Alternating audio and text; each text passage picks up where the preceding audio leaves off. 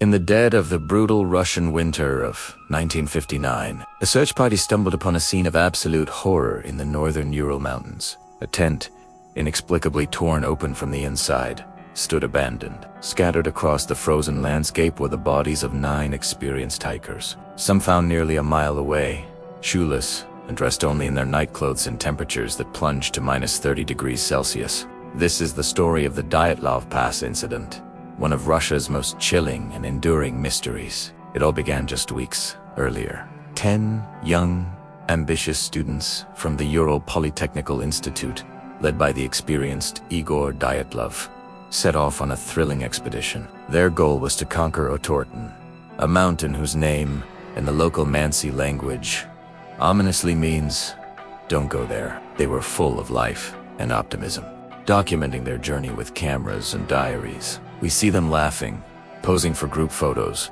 mapping their route, and beginning their ski trek into the vast, unforgiving wilderness. Their last known campsite was established on the slopes of another peak, Kolatsiakal, or Dead Mountain. One final, haunting photograph captures the group setting up their tent for the last time. What happened next has puzzled investigators for over 60 years.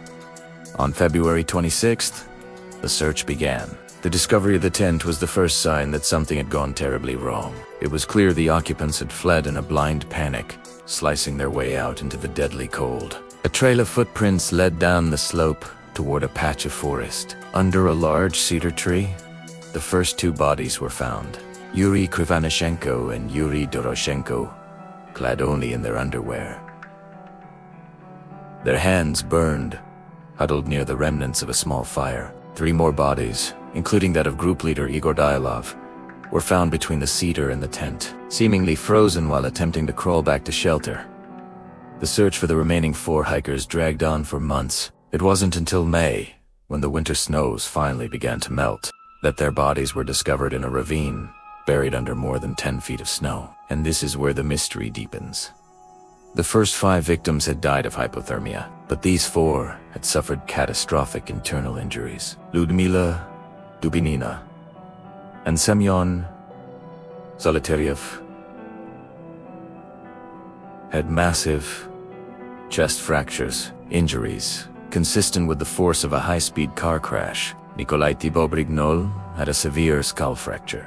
Yet, strangely, there were no corresponding external wounds. Dubinina was also missing her tongue, eyes, and part of her lips. The official autopsies only added to the confusion. Medical examiners were baffled. How could these hikers sustain such devastating internal trauma without any visible external signs of a struggle or impact? To make things even stranger, tests on their clothing revealed significant levels of radiation. Where did it come from? Was it from a secret military test? Or something else entirely? The investigation was led by a prosecutor named Lev Ivanov. He interviewed everyone he could, from the search party members to the indigenous Mansi people, who spoke of strange orange spheres of light in the sky around the time of the incident. The military vehemently denied any activity in the area. But then, abruptly, the case was closed. The official cause of death was cited as a compelling natural force. The files were classified, sealed away from the public eye for decades, spawning a whirlwind of speculation. Over the years, theories have ranged from the plausible to the paranormal. Was it an attack by the local Mansi people, quickly ruled out by investigators? Perhaps it was a secret military weapons test gone wrong, a theory supported by the radiation and the strange lights. Some proposed infrasound low-frequency sound waves generated by wind patterns that can induce irrational panic and fear. Others pointed to a rare weather phenomenon called a katabatic wind, a powerful, freezing blast of air that could have forced them from the tent. Then there's the concept of paradoxical undressing, a known response to severe hypothermia where victims feel an overwhelming sensation of heat and remove their clothes. And of course, there are the more sensational theories. Escaped prisoners, a KGB or even an encounter with a cryptid creature like the Russian Yeti. The mystery refused to die. In the post-Soviet era, with the original files declassified, a new wave of investigators, journalists, and amateur sleuths revisited the case. In 2019, the Russian government reopened the investigation, aiming to finally solve the puzzle. Using modern technology, including simulations developed by Swiss scientists who had studied hundreds of avalanches. They came to a new conclusion. Their official report pointed to a small slab avalanche. The theory suggests a slab of snow slid down, landing on the tent and causing the initial injuries to the hikers in the ravine. This trauma, combined with the darkness and disorientation, led them to cut their way out and flee.